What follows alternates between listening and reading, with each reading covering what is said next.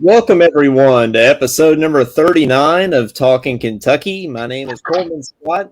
His name is Caden Holmes, and today we're happy to also be joined by Michael Spencer, otherwise known as the Loyal BBN Fan, who hosts his own show, the Loyal BBN Fans Show, and he goes live after every single Kentucky game, it seems. And Michael, we're so happy to have you on today. Hey, I appreciate you guys bringing me on. It means a lot that you guys would have me on. I'm honored. Thank you guys so much. Oh, heck yeah. Anytime. We love your show. We love jumping in and kind of watching each other's shows and supporting each other and stuff like that. So yeah, it's really awesome. And we all need all the support we can get right now with the way the we things do. have been going for the Cats. Yeah. Well, last night was good, so that helps. Well, that helps, and we're going to talk about that for sure. But hey, it's National Almond Day today. Caden, are you a fan of almonds? I like almonds. Yeah, it would kill you, wouldn't it? But I like almonds. Yes. I'm not a fan of almond milk because I think that's a juice. Wow. That's not a milk. Yeah. But yeah, I'm an almond fan. Yeah. Shoot, I like my almonds too. I'm a big peanuts guy. But not that milk though. It's like it just doesn't. Almond milk just doesn't go good. Give me my whole milk and let's ride with it. Well, there's some kind of like law or something that's trying to be passed. I don't know if it's federal or like at the state level that you can't call non-milk milk. Like you have to call it juice. So like a bunch of these different companies would have to call it like soy juice or almond juice or whatever because that's what it is. Yeah. Well, that's true. That's what it is. It's like detrimental to like farmers and things like that to call it milk because that's not actually what it is or something like that. So that makes sense. Get with it, people. It's Fat Thursday. I didn't know was a thing. I've known that Fat Tuesday was a thing, which is Mardi Gras coming up this Tuesday. And being in Louisiana, I can't help but notice the Mardi Gras things happening. But yeah, apparently it's Fat Thursday. I don't really know the significance of that, but it is what it is. I guess I fit in good then. I guess I'm in the wrong. I guess I'm in the wrong location then.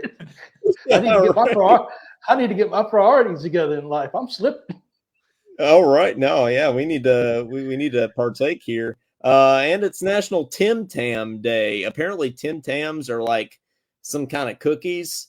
I hadn't heard of them before. Have either of you heard of Tim Tams? But they're like cookie biscuits. A cookie biscuit? Yeah, that's what it says here.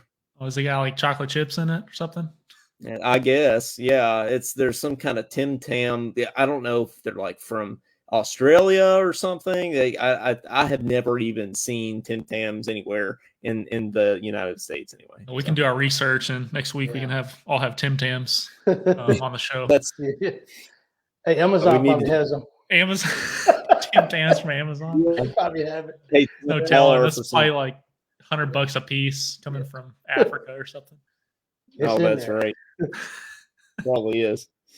Well, I guess first I wanted to start with you, Michael, with just like Kate and I were talking about this before the show. Like with your show, how did you start doing it, and how long have you been doing it? What made you want to start? Like all that kind of stuff. Wow, I think it was back in 2018. I think I did I just did maybe a 30-second little clip of being excited. I can't even remember what game it was over, but I did it. I got some good feedback, so I started doing. I just started doing more of those short videos, which is on YouTube now for shorts, and I just kept doing it. And finally, one day, I just sat down and just turned on the microphone, and it's crazy how the Big Blue Nation is, because they just jump on. They just start watching. I'm like, okay, who's these crazy people watching me? I'm nobody special. So people just kept watching and stuff like that. And I just kind of just been going ever since then. Yeah. So it's been fun. Like everyone that comes to watch, it's like, man, it's like 11 o'clock at night and you guys are up watching me, where you guys can be listening to Matt Jones or Tom Leach or somebody else besides me, and you guys are watching me. So it was, it's a real honor just to be able to just come and talk to the fans for a couple of minutes after a ball game. It always helps when we win because it makes for a better show. Yeah. Yeah. Oh, that's right. Yeah. Hey, nobody wants to listen to Matt Jones. No, I'm just kidding. No, we're big KSR fans here. Yeah, on me Talking too. for sure. Yeah. That's kind of what inspired us to kind of start this, actually, for sure. But yeah, and it's interesting you say it's better when we win. So sometimes at least we over here on the Talking Kentucky side of things, we get more participation when we lose sometimes because people are mad and they want to vent. Oh yeah. Well, yeah, and that aspect of it, people jump on because they're just like, I got to vent before I go to bed because we got beat, and we should have won that game. So definitely after a loss, you can tell, you just kind of be like, oh man, dude, okay, here they come, because and understandably so, you know what I'm saying, especially games that we should have won, the Georgia game, if nothing else, we should have won that ball game. So so rightfully so. People are definitely upset about that loss. Michael, something about your show, like we commend you for doing it by yourself because Coleman and I have both. We've had shows where one of us couldn't be here and we couldn't get someone to fill in, and we would do it by ourselves, and that's a totally different animal because you're relying on the comments and the callers and everything. Oh, absolutely. To interact with, so that's awesome that you can do that and keep it going by yourself. It takes talent. It's hard. It is hard. Yeah. Yeah.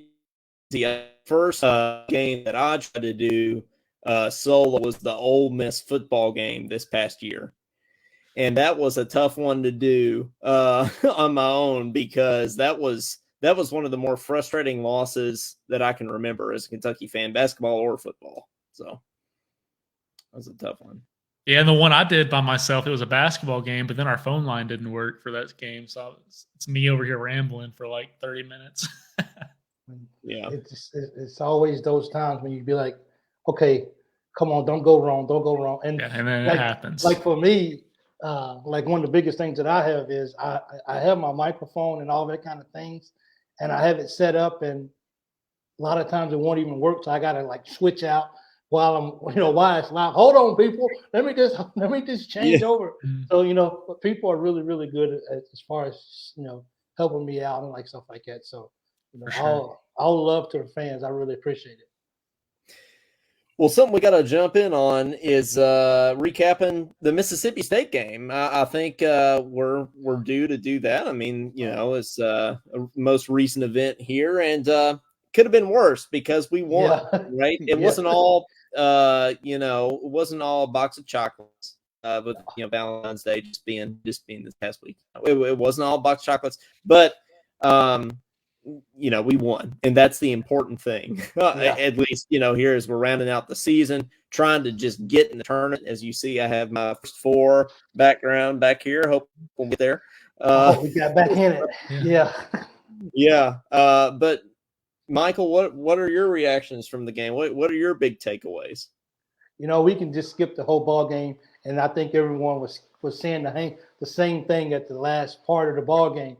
Like, why is you guys throwing the ball in the Oscar for him to shoot the free throws, and you guys know you're going to get fouled? Which, all granted, Oscar hit those shots. I think we really played well.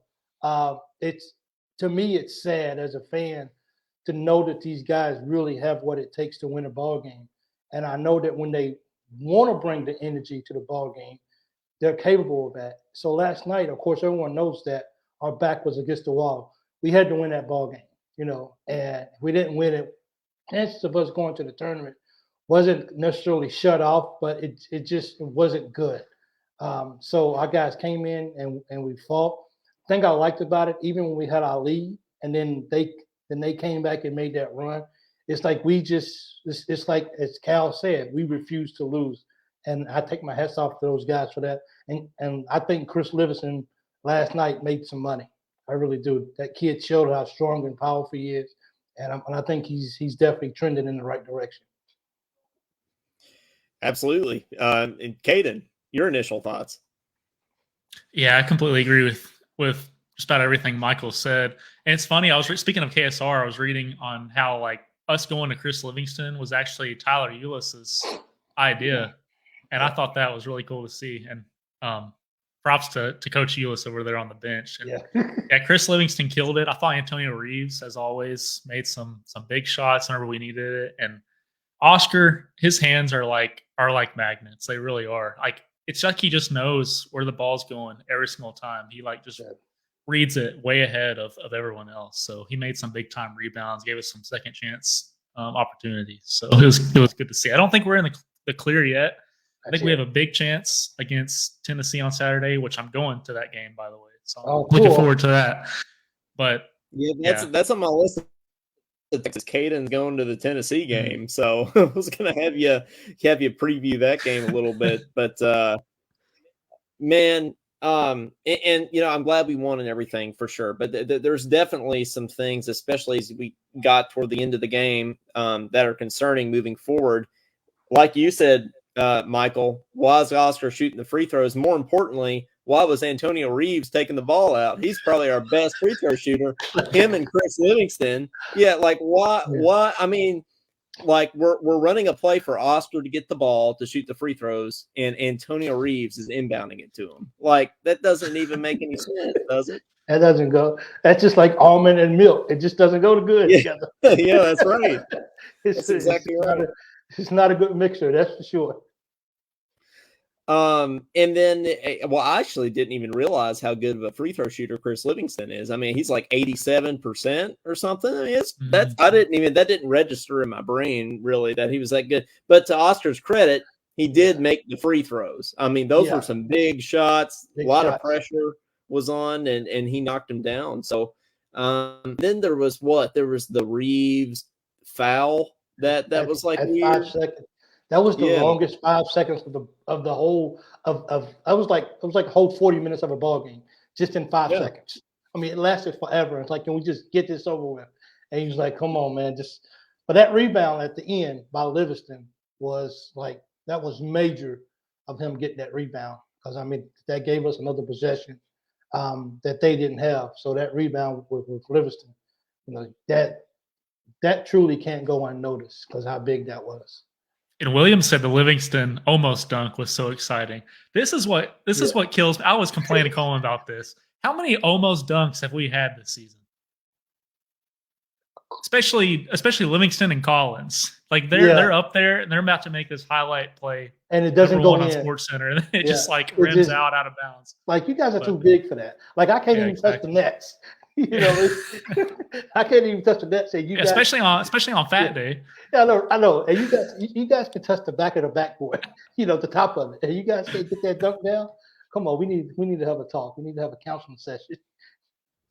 Well, Damian Collins finally had a good dunk there last night. Though I was happy to see that one, because there's been so many. I mean, there was that one again. Who was it that he almost had the crazy dunk? It was a game in Rupp the other night, I thought. Oh, where he almost baptized that dude? Yeah, almost baptized the dude. Yeah, it wasn't Georgia. It was somebody else. Who was it? We just put it home. I don't think it was Arkansas. Was it? That was our last Arkansas, wasn't it? Yeah. Was it Arkansas? Yeah. Gosh, that was such a terrible game in my memory. I didn't foresee anything good even happening in that game, but that would have been awesome. That Chris Livingston dunk, man, I didn't know he had hops like that. That was crazy. Yeah, just wish you could finish them. I know, right? But you know, so what do we have to do to get now? Because Joe Lunardi, I'll say, has us as number 1 in his last 4 in now, right? Okay. So we're technically we're technically in the tournament as of today. Who do we have to beat, and who can we not lose to is kind of the question now. I think the question that we're all asking ourselves. So do we have 5-6 games left? 5 left. 5 left. So we can beat, or we can lose to Tennessee and probably Arkansas, and we're nervous, but we'll probably get in, right? I'm nervous of, I mean, we should beat them, but we let South Carolina beat us. Vandy still scares me, man. Because remember, we didn't play against Robbins, and Robbins has been on the tear for Vanderbilt.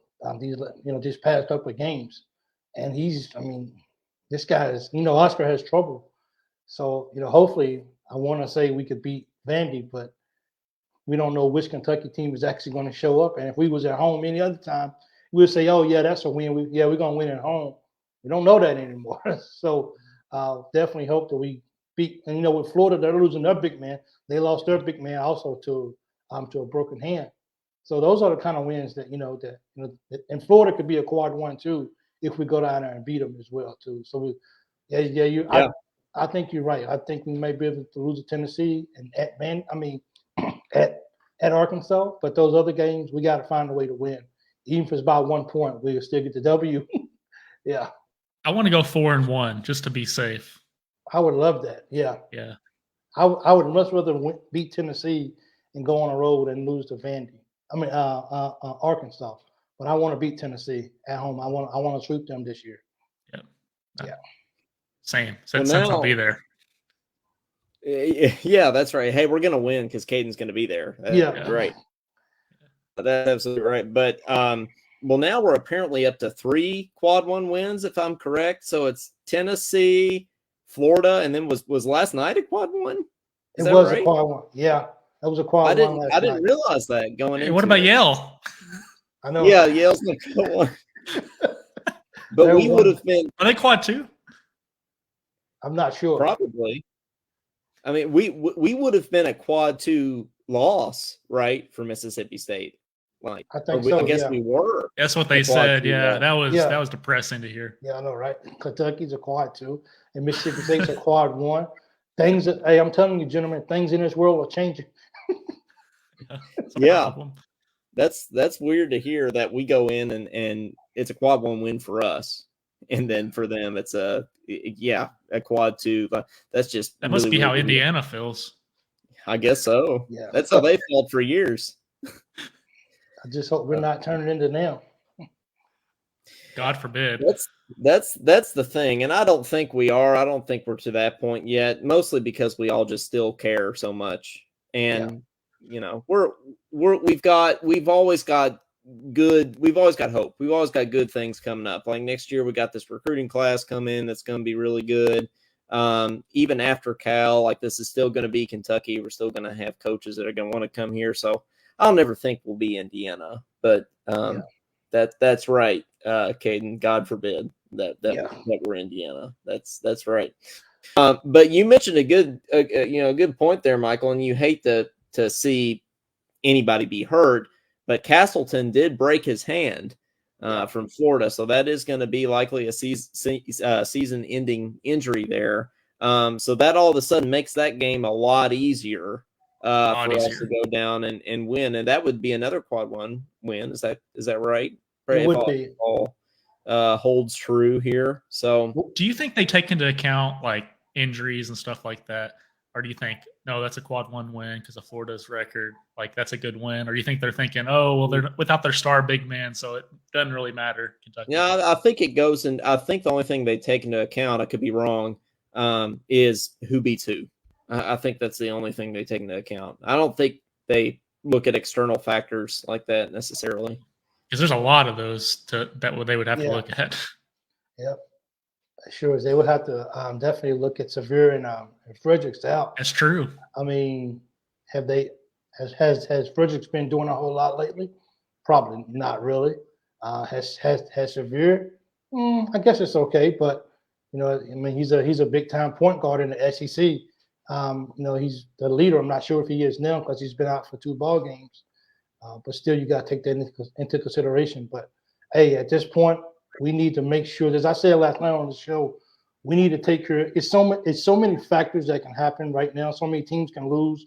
We're in 4th place with Auburn and stuff like that. But at the end of the day, Kentucky's got to take care of business, and we can't leave our destiny in somebody else's hands. We can't rely on somebody else losing just for us to move up or whatever. So Kentucky, we got to take responsibility for playing the ball game and winning and letting everything else on the outside take care of itself. Yeah.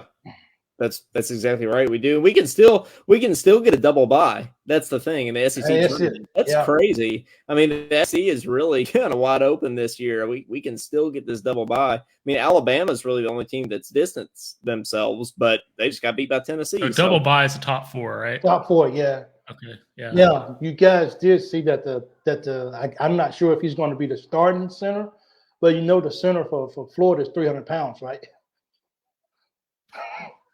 Yeah, what?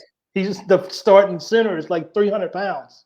He's like 6'10", and he's for Florida. Yeah, the guy replacing Castleton. Yeah, he's like 300 pounds. I thought you were talking football there for a minute. No. Yeah, he's 300 pounds, and it's like, I mean, yeah, good luck, Oscar. Yeah, he's huge. I seen him last night running down the court. I'm just like, okay, and that's before I knew about the injury. And I was like, okay, he's getting some playing time. And then after the game is when I actually heard about him breaking his wrist. And I guess that's why I was like, well, that's why he's in the ball game. Yeah. Oscar. Watch, he's gonna hit like 10 threes on us. Exactly. Yeah. So and he wears glasses. So oh gosh, even worse. Yeah, that's like off is when they have the sports glasses on and stuff. It seems like. So that's for sure. Well, moving away from Kentucky basketball for a minute and moving to something that's a little bit more positive and a little bit more familiar is making fun of Louisville.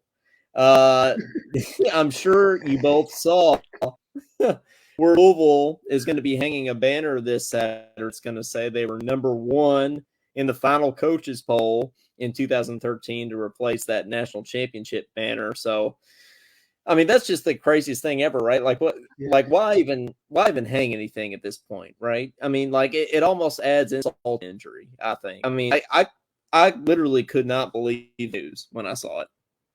Yeah, this is like us saying, yeah, we were number 4 in the preseason poll. Yeah, so we're going to if we lose in the first round or something, hanging a banner anyways. Yeah. We were a 2 seed in the 2022 tournament. Yeah. So. That's what we were number 1 in 2018 on like March 1st at whatever time. Yeah. She just hang. We're around the 32. Yeah. Yeah, it's crazy. I mean, that's just I can't believe that happened. I mean, Louisville. Just when you think you can't make fun of them, or just when you think everything has happened that could possibly happen with Louisville, something new pops up. I mean, it's just crazy, and that's the thing. They're 3 and 23 or whatever they are. Yeah. Well, do you think? Kate and I have talked about this a little bit, but do you think they can bring Kenny Payne back next year, or do you think they can fire him after 1 year? Well, they did beat Chaminade. They did beat Chaminade. That's true. So they're trending up. So let's go. Yeah, they're trending up. But like, can you keep? I mean, let's assume that he didn't go to Louisville, right? Like, can you fire him, or would you fire him otherwise if he weren't affiliated and didn't have a history with the program? Don't give him 1 more year. Yeah, I think 1 more year. I mean, he didn't have a good recruiting class, and I mean, it's just like I don't understand. Like you go to Louisville, you're a D1 player, you're an athlete, then you should compete. It's the ACC. They're not the strongest that they've been in years past, but you're a big-time D1 player at Louisville. You should come in and you should compete every night. It baffles me on why these guys are not winning. I mean, they kind of look like our bench the last ball game. Just kind of look out of it. So I don't know, man. But they gotta give him 1 more year at least. I can't see him. And if so, you can come on back to Kentucky, Kenny, if it doesn't work out for you. Oh, yeah. For sure. We'll take you. I love Kenny. I'm a big Kenny for a long time. Yeah. Yeah. I mean, Caden doesn't have a problem with Kenny Payne. Yeah. I mean, he loves Kenny Payne. That's right. But I mean, he's somebody that I wanted to replace Cal someday. Honestly, I mean, I was really thinking of that. Like, I thought Kenny Payne would make a really good head coach, and maybe he still will turn it around there. That can't be the easiest job in the world to walk into with all the scandals and everything that they've dealt with lately.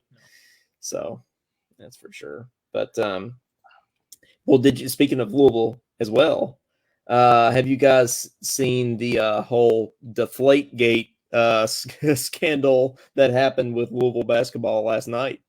Did not. Nope. Okay, well, this is breaking news for y'all then.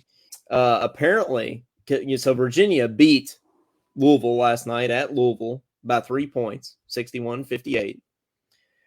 Virginia is complaining that they think at the end of the second half, Louisville deflated the basketballs on purpose to mess with Virginia's shooting. And they were going over to the refs and showing them like, hey, look, I can literally put my thumbs in this basketball that it's so flat.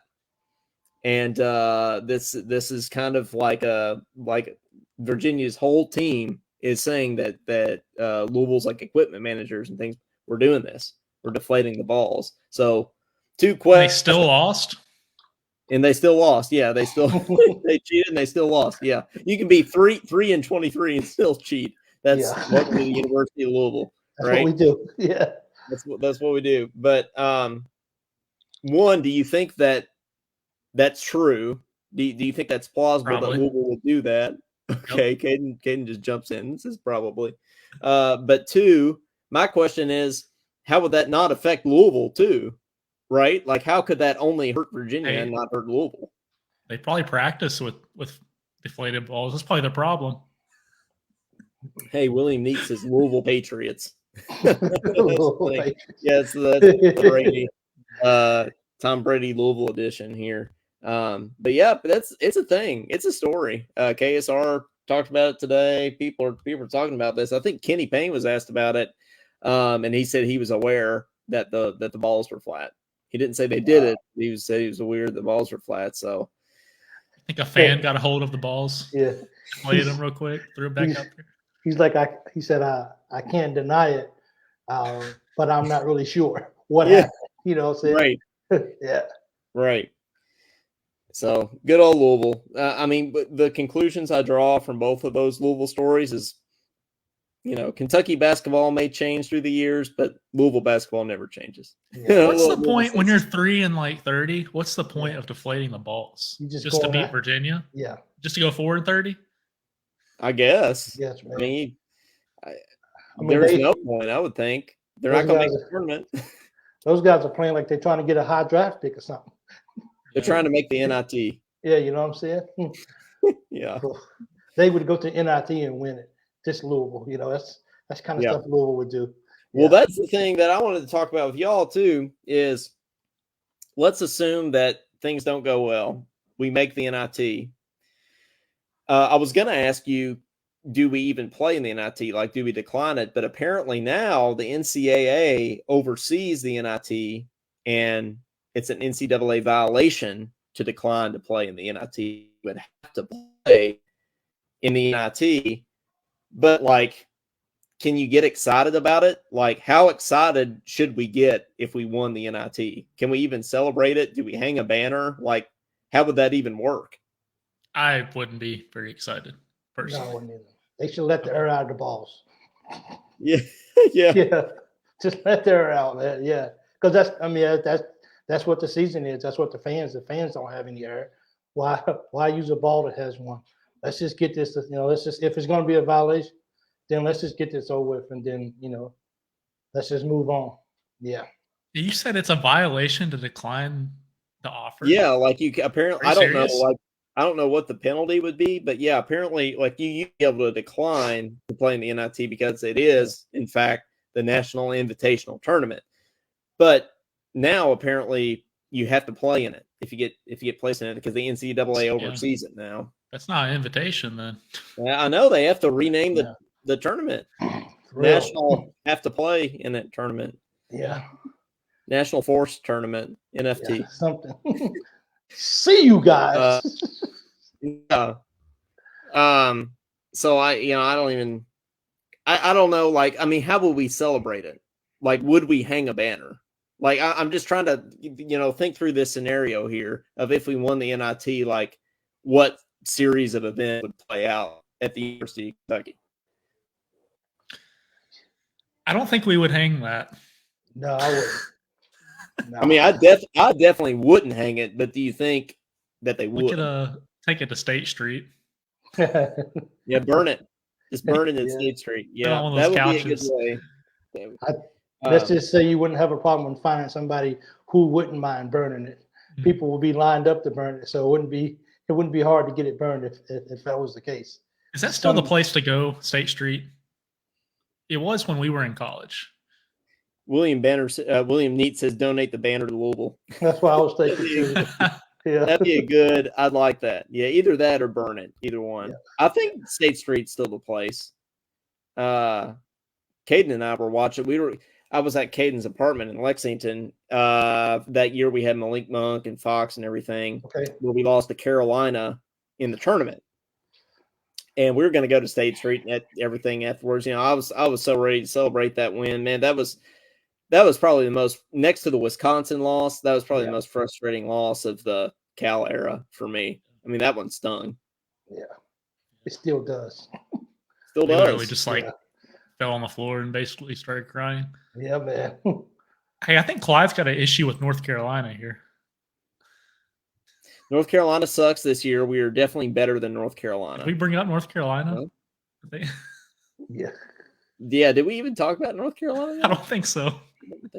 He even said North Carolina up here, too. He said if North Carolina is lucky enough to make the NIT. I saw on Facebook. They haven't that bad of a season.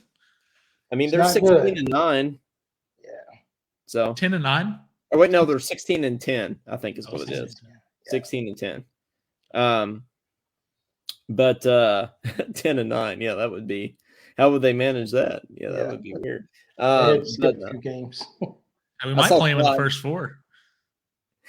Yeah, I mean, honestly, we might. There's a scenario we could play them in the first four. There's a scenario that the NIT number one overall seeds would be Kentucky, North Carolina, and Duke. Can you imagine? I would actually watch that. That would be, you know what? Might do it just because of that, just because it would get watched. Yeah, I think that would be something that'd be like, okay, someone please tell me that this is a joke. But those guys, all number ones in NIT tournament. Top 3 recruiting classes. Oh my goodness. Yeah, I know, right? Yeah, like the blue bloods, the backbone. And just throw Kansas in there. Kansas is sitting up there looking at us like, you little people, get away from us. Snoop Dogg and all. I know, right? So, but the weird thing is, you know, at least they kind of have excuses. Like North Carolina, new, young, inexperienced coach. Same thing with Duke. We don't have that. We have an experienced coach, right? Oh, yeah. So, there's no excuse for us. And talent. So, yeah. But hey, we got a lot of people watching here in the comments and everything, and we do want to take your calls tonight. So we do want to hear from you. Give us your thoughts and questions about the state of Kentucky basketball as it relates to them making the tournament and making a run and all those kind of things. 502-234-1504. We'd love to hear you. Give us a shout. Caden, do you think we're going to beat Tennessee this Saturday? You're the one going, so you got to give us the breakdown. Oh, well, they just beat number 1 Alabama, right? Yeah, so that's not a good start. Yep. No, not at all. Well, we beat Mississippi State, so yeah. So hey, we're rolling. We're doing it. Go Cats! Look who's winning. We're getting a call from Clyde here, it looks like. Clyde, how's it going? I'm glad you can join tonight. Yeah. The weather and everything, it turns out that we wasn't going because it's been raining all day and stuff, so didn't really feel like getting out tonight. I don't blame you. It's even rainy down here in Louisiana. I think the whole country's having bad weather today. Yeah, I guess Moses decided to flood the earth today, I guess. I guess so. Well, what you got, man? How's it going?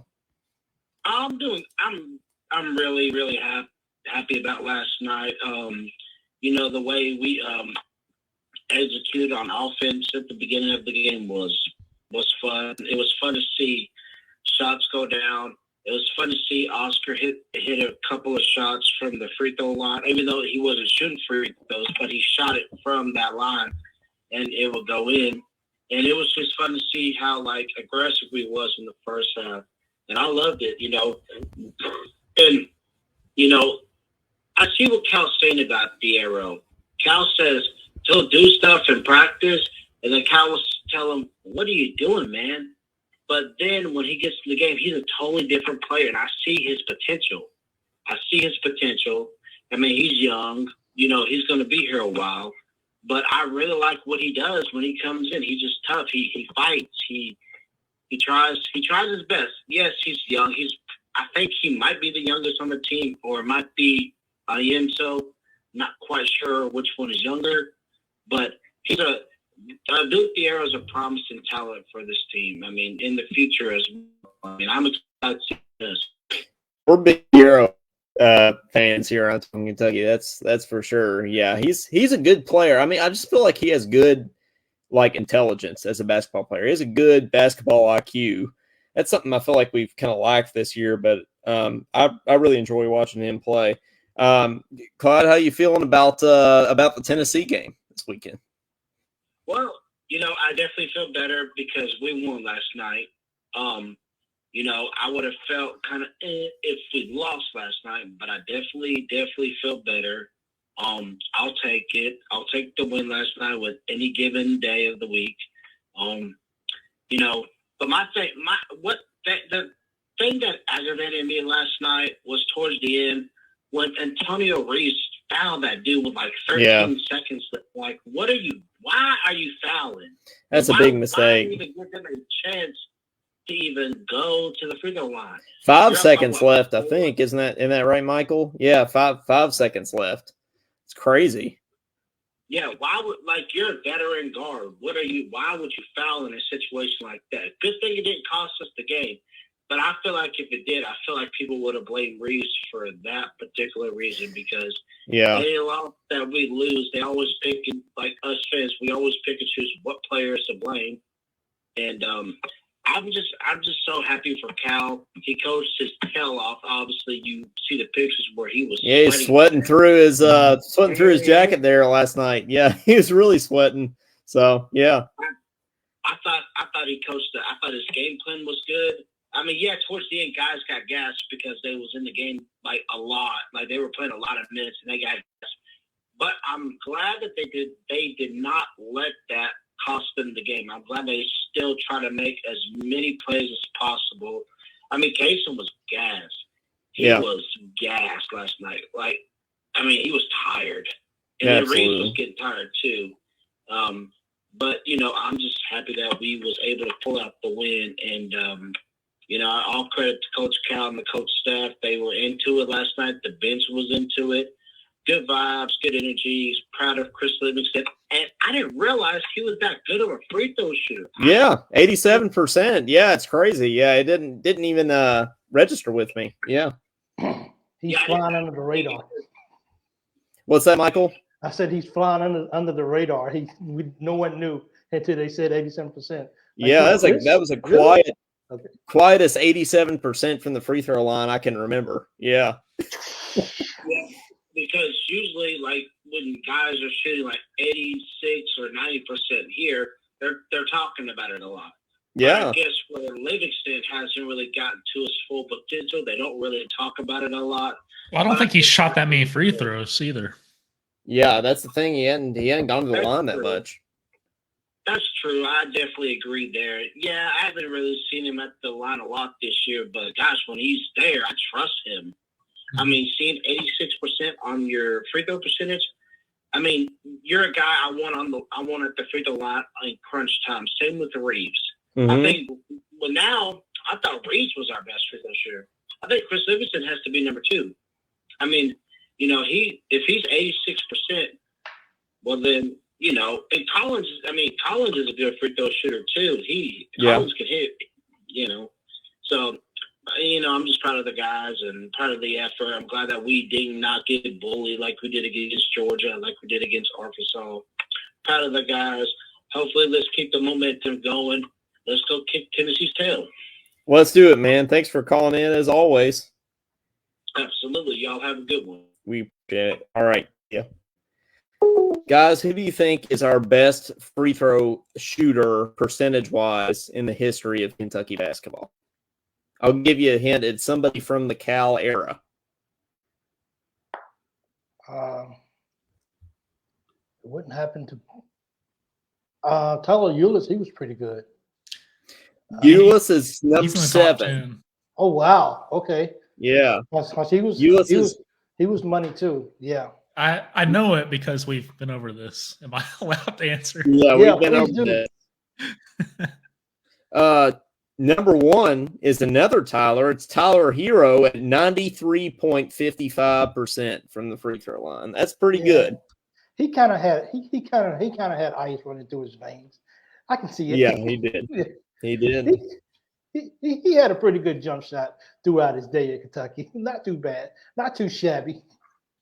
Looks like Antonio Reeves is 12th overall in history at 83.64. And again, he's the one take the ball. Take the ball out. Take the ball out. So I think somebody needs to show Cal this list. William Neat says Deron Lamb. I'm sure Deron Lamb is on this list. Deron Lamb is actually 33rd at 81.12.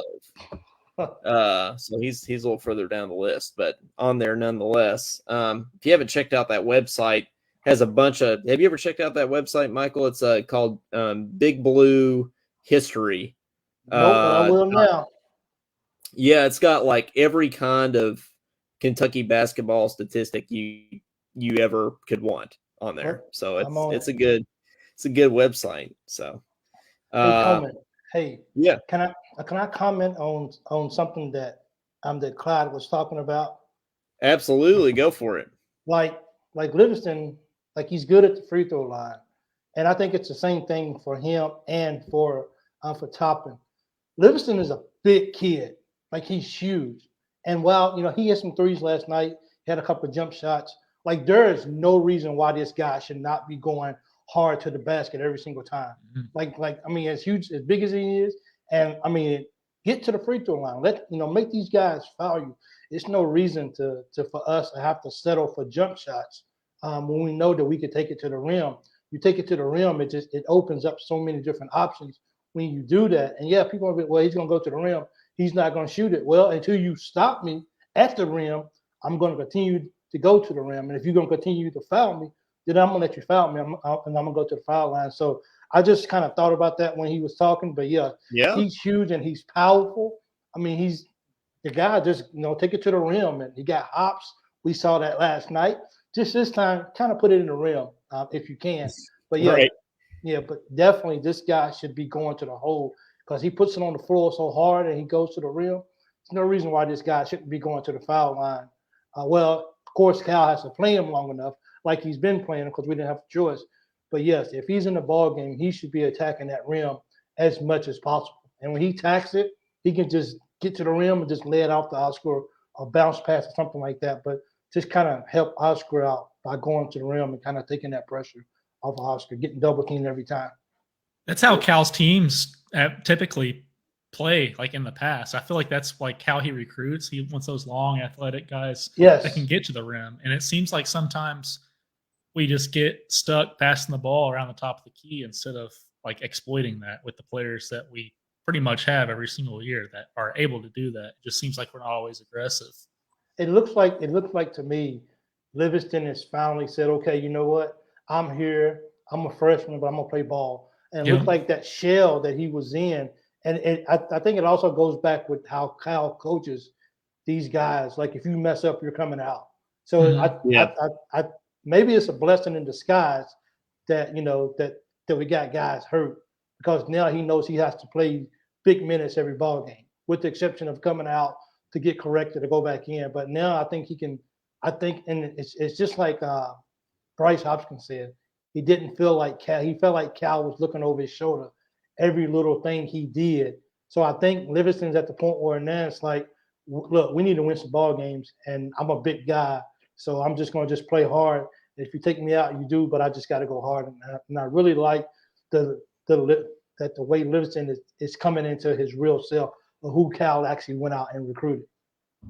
I did notice something in that game last night. Now that you say that, I noticed that Livingston messed something up in the first half, and immediately Cal picked up someone and he's going yanked him out. Yeah, but I saw Livingston's reaction. His head kind of went down when he saw that happening. and maybe I'm just reading into it too much, but I thought that was interesting because I thought about Bryce Hopkins whenever that happened, like what you were saying, and I don't know, maybe I'm just reading into it too much. But his demeanor kind of changed because he knew he was coming out. Well, I mean, after one mistake. I mean, but if you look at him, Theo, Collins, any of those guys when they're in the ball game, and if they make the slightest mistake, you can tell they just looking over to the bench and say, "Okay, I just made a mistake. I'm coming out." It's like they almost expecting that every time I make a mistake, Cal's going to pull me. So it's like how can you actually really go in and settle into a ball game knowing that if I make one little mistake, I'm coming out of the ball game? And for some of the players, I may not get back in the ball game the rest of the ball game. So you got so much intense pressure on you. Then of course you got the whole pressure of Big Blue Nation, and they're going to criticize and they're going to critique every little thing that each player does. So you're talking about like the weight of the world. It ain't like we at Louisville lose. It's okay. That's what we're supposed to do. But at Kentucky, you know what I'm saying? You make a mistake and everyone's just going to just be right down on you. So, hopefully Livingston says, look, I can take over a game if I want to because of my size. And I really hope that he really, continues to play like that. Did you see whose film, before the season started, whose film Cal wanted Chris Livingston to watch? I didn't. It's Devin Booker. Really? Yeah, I wanted to watch Devin Booker's film, which is kind of how it looks like he's trying to play him. But you're right, Michael. He needs to be driving to the basket and getting to the free throw line. That's the kind of player he is. Michael K. Gilchrist or something like that. Yeah. Yeah, I can see that. I don't see Booker. I mean, Booker didn't even have the same body frame. I know. That's why it was shocking. Jack Pilgrim put that out from KSR that Cal was wanting him to watch Devin Booker's tape. And I mean, he can knock down we've seen him knock down threes, but he should not play like Devin Booker. Maybe he thought he was going to be a stretch four or something. Maybe that's the only reason I can think of. Yeah. So, and of course, with the team that Devin Booker was on, Livingston is a lot more needed than Booker was on his team because of all the players that we have. That might sound crazy, but Booker didn't play that many minutes, and you'd be like, who is this guy? We didn't even see him in college, but like 20 minutes, like 15 minutes of ball game, and he's in the NBA and he's killing it. He dropped 70 that one game. I think it was in his rookie year. Yeah, dropped 70. The guys, and it's really good to really be seeing him get his respect around the league now for being a very big time player. That's good to see. I keep forgetting that we didn't have Xavier or CJ this past game, and we still won. I mean, I think that's actually pretty encouraging. That is very encouraging. Yes. Cal has said that it's, I've learned to not actually put very much stock into anything that Cal says, but Cal says that we might have both guys back on Saturday against Tennessee. So we'll see. We need them.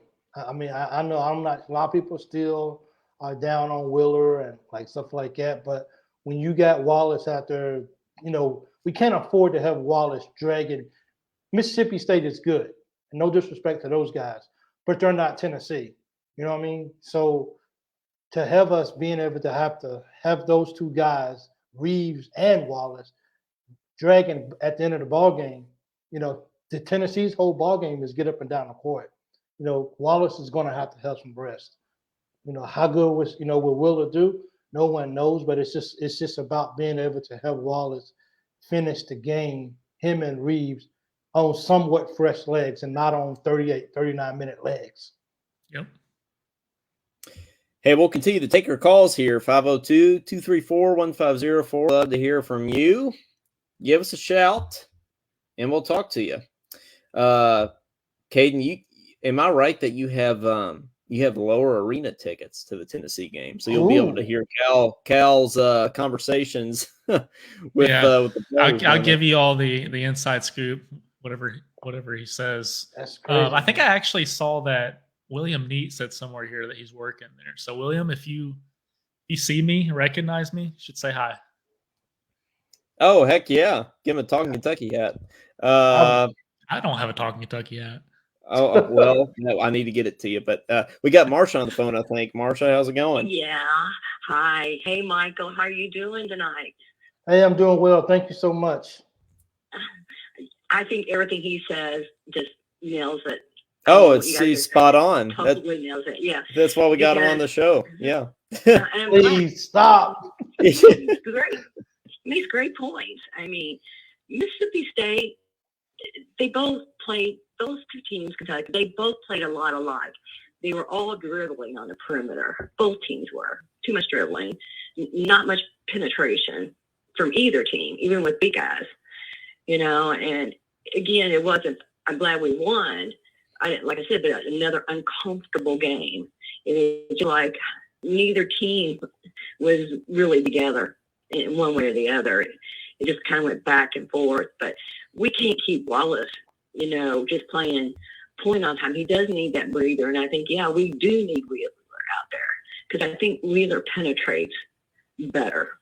And I just noticed that Wallace was penetrating in the middle, and then he get clogged up in the paint, and then he lost the ball.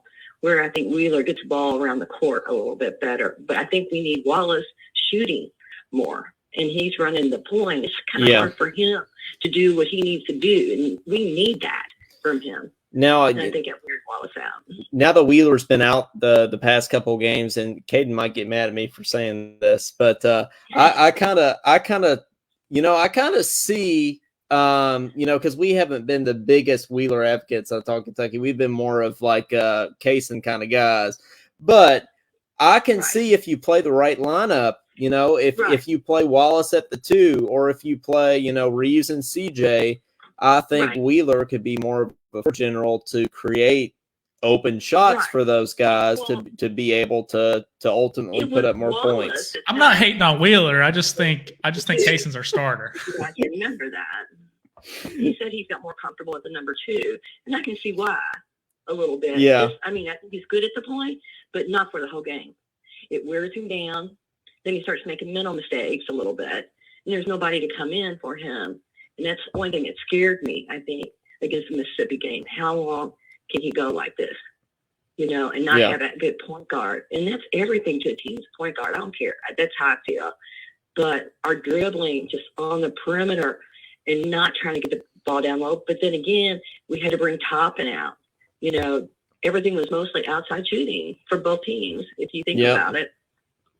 I didn't. They both seemed evenly matched to me, but there were some mismatches that we could have executed on and didn't.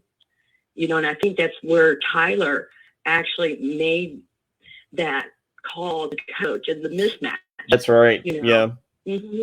And I'm like, it's so obvious, but it's court awareness. I think because not being healthy and some of the guys being out, I think it hurts their court awareness. The players that start together and play all the time, and then you've got other ones that come in, that court awareness kind of goes away a little bit. Where's my player? Who's this? Who's that? They kind of seem confused at that point. Maybe I'm wrong, but that's just how I feel. Well, do you think we got another Tennessee win in us, or do you think that was mainly them playing good? I mean, playing bad. I don't see us beating Tennessee. I do not. I'm just being honest. No. Well, a lot of us don't. They had the worst game of their life against us. So. Right. And they've all been like that. I mean, every team this season, it doesn't matter who it is, they've all had that game. Yeah. I just got finished watching Purdue, and they went down with the kids. Oh, how did you feel about the big Purdue loss to Indiana and them storming the court? Yeah. Mm-hmm. Yeah. And you know what? They were playing Maryland. Maryland stormed the court after they beat Purdue. So that's the second time Purdue's got the court stormed on them. And I'm like, but they don't get fined. Well, what do you think about Indiana storming the court against Purdue, though? People have compared that to Kentucky storming the court for beating Louisville. I mean, do you think that's a similar, do you think Indiana, that was poor form by them to do that? The Big Ten has no fine against storming the court. And I think they should. And where we do. And I don't like it because I think Assembly Hall is one of the worst arenas to play in anyway. Someone's going to get hurt. It's a liability. That's why Cal doesn't go there anymore. Yeah. Right, and I agree because I argue with the Hoosier. I said, we'll play you anywhere, but we are not playing in Assembly Hall. Well, that piece of metal fell out from on top and almost speared the Ohio State player one night.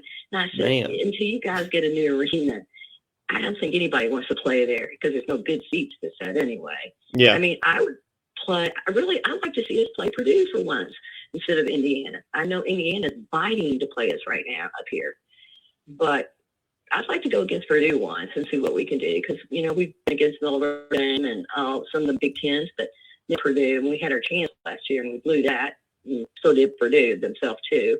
But I think it would be good to play Indiana, but never go to Assembly Hall. First of all, it's not big enough. It's dangerous. It's a liability, and they're going to storm the court.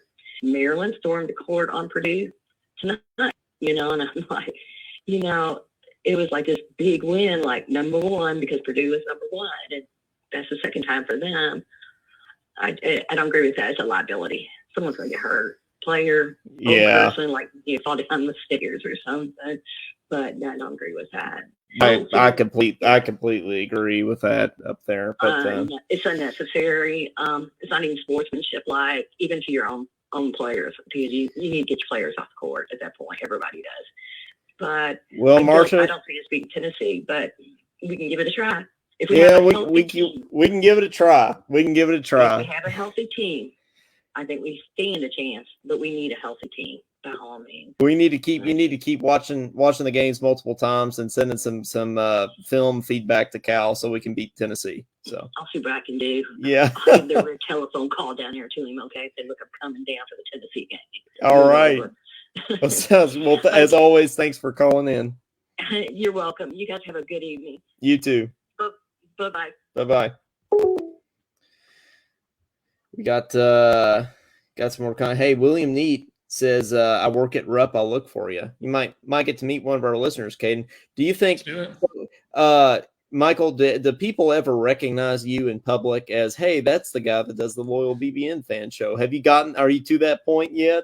No, not that. I mean, I've been out before, not here in Clarksville. I went to a couple of bowl games and got it and like stuff like that. But no, I'm nowhere on that level. They recognize you guys, not me. I don't know. You got 4,000 or 5,000 followers. You're getting close. That's you guys, man. So you're in Clarksville, Tennessee?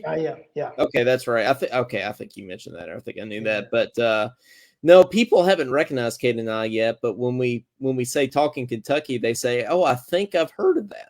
So we're getting up there. Yes, I think you are. Right, yeah.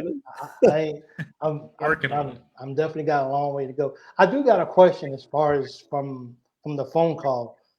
Let me ask you guys this question. Are you guys okay? Because I know you guys said that you guys are probably not that big Willow fans. So I have a question. Do you think Big Blue Nation is okay with Wallace not scoring, but only getting assists every ball game? Question is, can we win? Is that a recipe for us to continue to win if Wallace is not scoring? No, I mean, I'll just go and jump in first. I think the purpose, at least for me, in wanting Wallace to start is because he's a scorer. So I think Wallace has got a score for him to be valuable. If you just want assists, well, we're getting that and more with Wheeler. Yeah. So I think he's probably even better when it comes to that. So no, Wallace has been on a cold streak, and he's got to put up points if he's gonna be somebody that contributes to the team in the way we want. Yeah, I agree. Yeah. I think if he's, I mean, against Mississippi State, wasn't his plus minus like the highest on the entire court? Yeah, I mean, he didn't score. So I think it's possible. I think consistently, I feel like he should be a pretty good scorer, but I guess that goes to show that he can do other things that impacts the game. If he's having a bad night, then we can have Reeves and Oscar doing or Livingston doing their thing. As long as those guys will step up, I think we can afford it.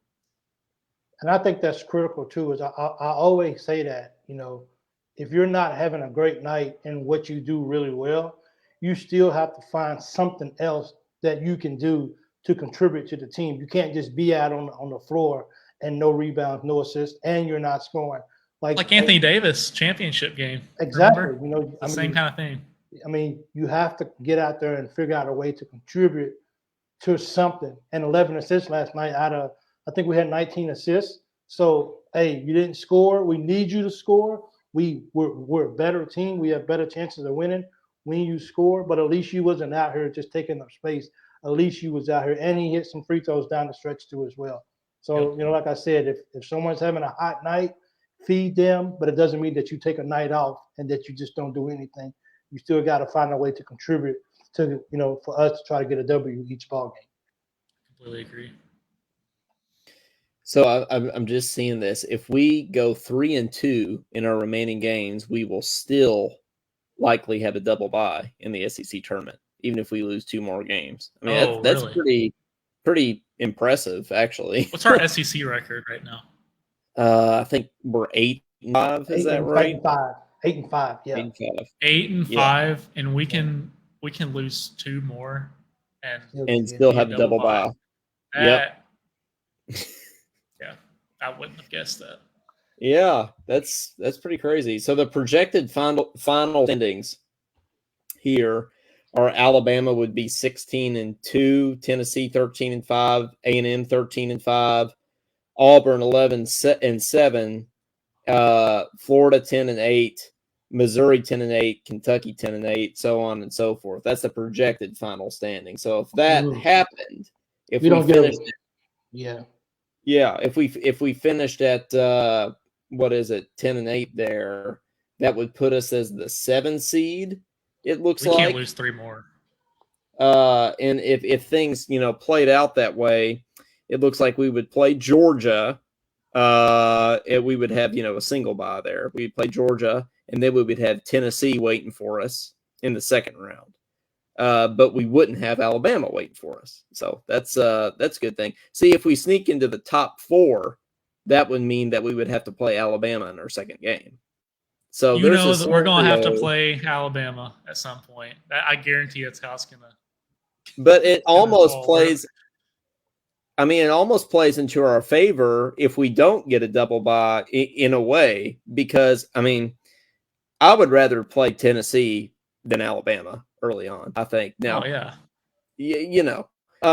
Tennessee misses layups. Alabama doesn't. That we would have to beat. Just when they play Tennessee. We would have to. We'd have to beat Georgia, Tennessee, either A&M or Missouri, and then in the championship, that's when we would face Alabama. I would much prefer that. That almost becomes an easier path as a 7 seed than it would be if we had a double bye and we were the 4 seed having to play Alabama in the semifinals. I mean, that's almost easier. I mean, I'm just playing devil's advocate here, but just saying. I don't want to bank on the tournament, the SEC tournament, on getting us into the NCAA. Yeah. So let's just go 4-1. Yeah. I think if we can manage to get at least a 4 seed, then I think it means we did something good, and that means that's going to up. Because I mean, do we want to win the SEC tournament? Absolutely. Is that a surefire way to get in the tournament? It is. But right now, with us just trying our best to get in the tournament, I think now we're pushing for, to win as many games as we can. I think, I haven't heard many people say this, and maybe I'm the crazy one. I've been known to do that. But for some reason, I want to play Alabama. I just feel like I want another shot at those guys. And those guys, I really want to play them again. And I really think if we really come out and play ball, I think that we can really, what's name? We just got to show up. And then what you say? We got to show up. It says. Just got to show up. Just got to show up, man. Miller's going to get his. I mean, he didn't have very many points last night, but Miller's going to get his for Alabama. Just a thing, can Oscar come to play against their center, and can we guard? But I mean, Tennessee scares me because Tennessee has like 45 7-footers. So when one goes out, they just put another one in the ball game. So I mean, I think Alabama went something like 3 for 27 or something from behind the arc the other night. We just got to show up. We'll be talking show up. Yeah. But I compare the Alabama style of play to the air raid offense in football. It either works really well or doesn't work at all. So Alabama's either hitting shots or they're not. And when they're not hitting shots, they can lose to anybody. It's like Golden State Warriors. Yeah. So, but Tennessee is a more consistent team.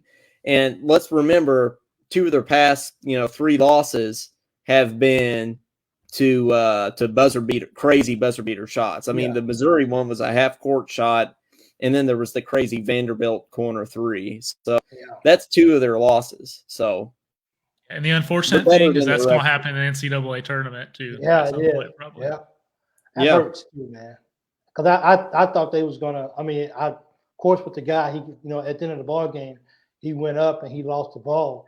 But I mean, until it's over and until the clock runs out, you was like, for me, I was walking around in my house and I was like, it's only fitting that they go down and hit a 3-pointer as the clock goes off and ties it up. Like it's only fitting. Like what else could happen? So it's been happening all week. So it was really good when they lost that ball and we was able to just say, okay, we can breathe a little bit. Yeah, did you notice we were fouling them to put them at the free throw line? I rarely see Cal do that. Yeah. So that's some coaching. That's some in-game coaching. What you're talking about there, Caitlin, is in-game coaching. We'll go ahead and do one. X's and O's. Yeah. We'll do one more call for calls here. 502-234-1504. If anybody wants to call in, I'd love to hear from you. Let's kind of end here by being positive. For once. Let's do that. Why not? We're loyal here on Talking Kentucky tonight. So let's say something crazy were to happen and we were to win out and win the SEC tournament. What is the best possible seed that we can end up with in the NCAA tournament if it were to happen? Wow. Yeah, if we were to win out and win the SEC tournament. Now, I know that's crazy. 6. But 6? I'll go 6. Yeah. I was going to go 7. 6 or 7, yeah. What do you think, Michael? Wow. Yeah, I hadn't thought about this, probably. Man, I know, right? That's like, really? Kentucky? Really? 8.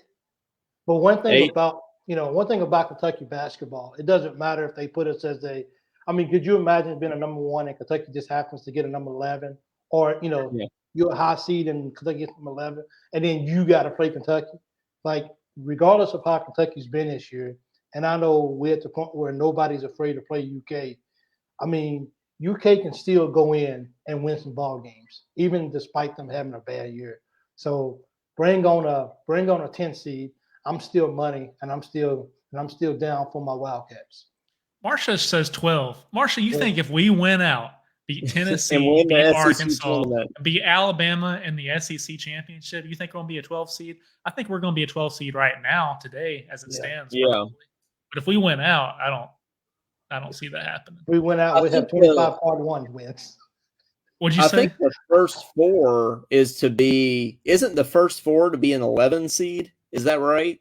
Wouldn't you be an 11 seed if you won the first 4? I think you're right, actually. Okay. It's either 11 or 12. I can't remember. Yeah. I think that's right. And we know with the 12 seed, though, the 12 seed more often than not upsets the 5. Yep. In the Is that what we're going for? I mean, how many people would actually put Kentucky? If the 12 and 5 and Kentucky the 12 seed. Everyone would. Like, how many brackets would actually put Kentucky as winning? I think everyone would. Yeah. Oh, yeah. Yeah. We would. I would. Yeah, I would. Coleman and I didn't know how to not pick Kentucky as the champion. I know, right? Kentucky's in the bracket. So maybe we're a little biased, but I'm rolling with Kentucky. Yeah. Oh, of course. Yeah. I always did that. Even the Gillespie year. Yeah, the Gillespie year. We were in the tournament. I was going to say the Gillespie year. The Gillespie year.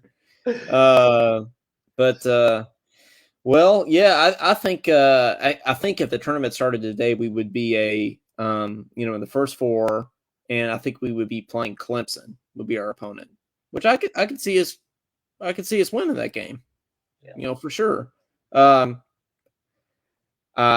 The problem for me is, I genuinely think that we can lose to anybody, but I genuinely think we can beat anybody too. Yeah.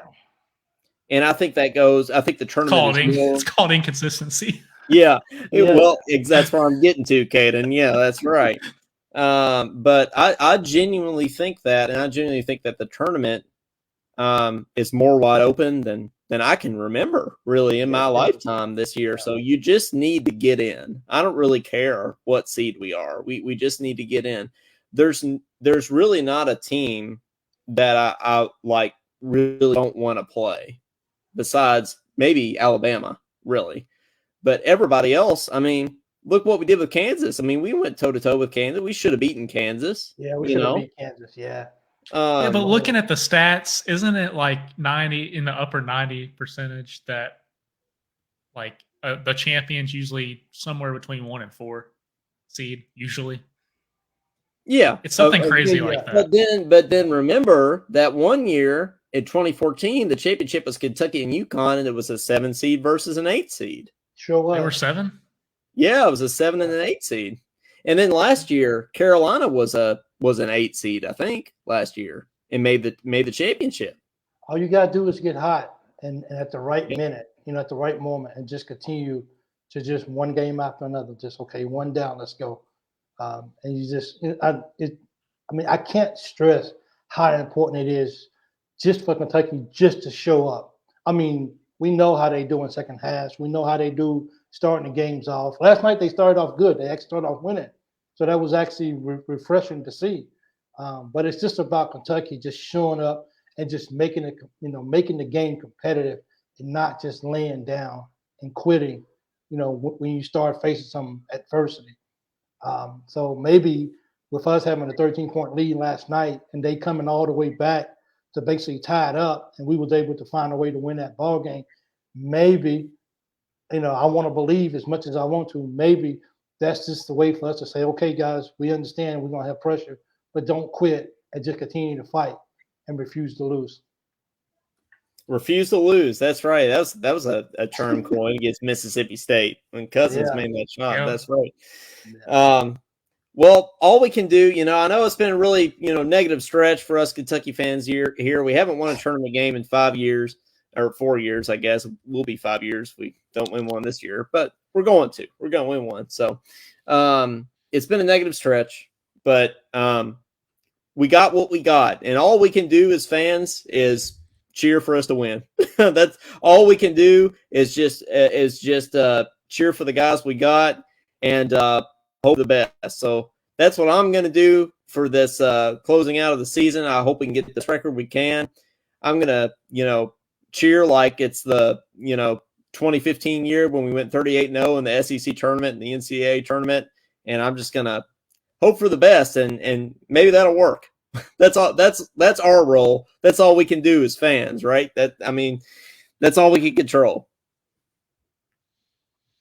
Yep, and that starts with Tennessee. So this is going to be a huge game. I think if we beat Tennessee, it's going to kind of let us relax, like just a little bit. Like, okay, we have a good shot at making this tournament if we can just win on Saturday. They gotta just stay hungry, man. They just gotta, I'm really hoping Wilder and Fredericks come back, and I really hope Fredericks ready to go to shoot some balls. I mean, we need that guy, man. We do. We straight up need him to be who we want to be this year, and to actually, win some games, or at least win one game in the tournament.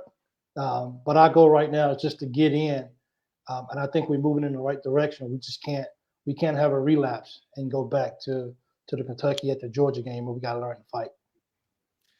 And what better way to close the episode, or getting close to closing the episode, with Susie Welsh saying "Go Cats"? That's right. Susie Welsh coming in with "Go Cats." Yeah, Susie Welsh, mother of Brady Welsh. That's right. Nice. Well, yeah, Caden, what better way to close it out than that?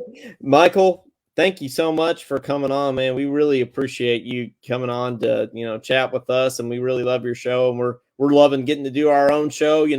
We're closing in on doing it for a year now, and nice. It's been a lot of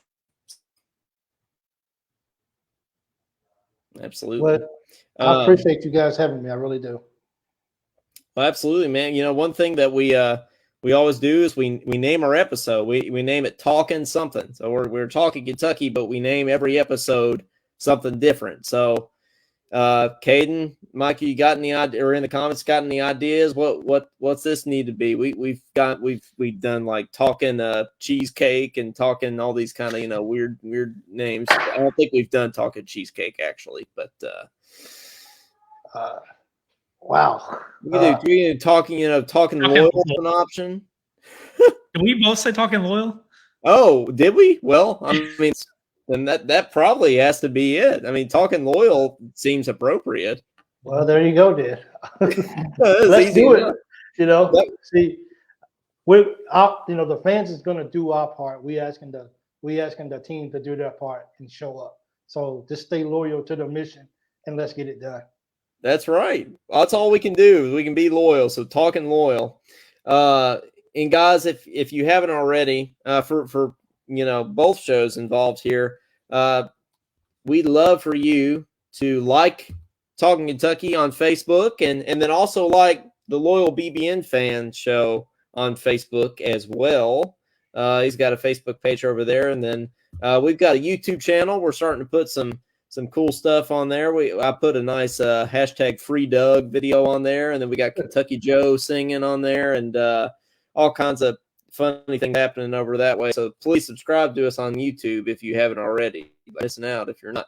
And then we'd love for you to, we have a Patreon. So we'd love for you to support us through Patreon. And Caden's going to put a link in the comments to our Patreon. You can get on there and you can be a monthly supporter and you can get some free swag for it, like coffee mug and a sticker, or, rep the Talkin' Kentucky brand in that way. So Caden will put a link in the comments for that. And thanks you guys for your continued support, and check us out. We go live every Thursday at 8:00 Eastern time, 7:00 Central. Sometimes we do post-game shows. Michael does a post-game show every game. Isn't that right, Michael?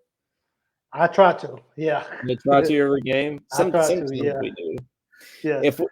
If we win this weekend, I might have to do one. I guess it would be solo because Caden's gonna be at the game. Maybe I'll call in for a few minutes. Yeah, call in. Yeah, but yeah. Well, guys, it's been great. Talking Loyal, episode number 39, Talking Loyal. And well, for Coleman Scott, and for Caden Holmes, and for Michael, the loyal BBN fan, this has been Talking Kentucky, and we will see you next time. Go Cats, beat Tennessee, and stay loyal.